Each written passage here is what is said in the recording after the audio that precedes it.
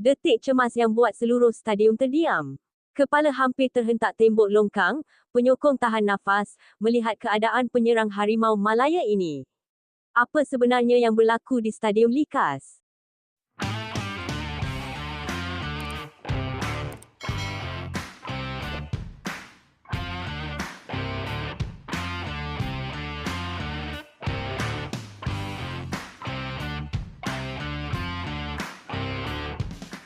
Perlawanan Liga Super antara Sabah FC dan Negeri Sembilan FC bukan sahaja panas di atas padang, malah bertukar detik ngeri yang hampir mengundang tragedi.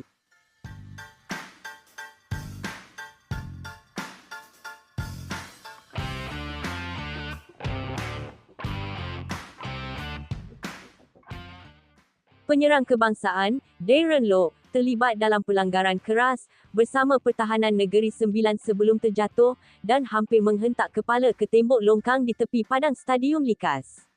Situasi itu membuatkan seluruh penyokong cemas apabila Loh dilihat menahan kesakitan.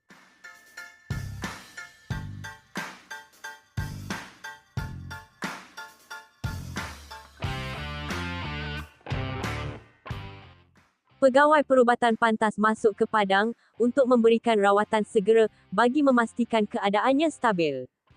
Insiden ini sekali lagi membuka mata banyak pihak mengenai aspek keselamatan stadium, khususnya struktur berhampiran kawasan permainan yang boleh mengundang risiko kepada pemain.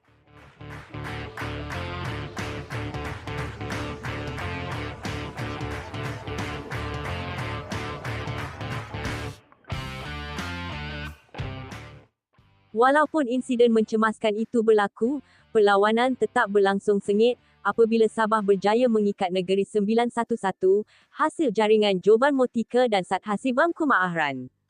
Apa pendapat anda? Perlukah penambahbaikan segera dilakukan demi keselamatan pemain Liga Super? Kongsikan pandangan anda di ruangan komen.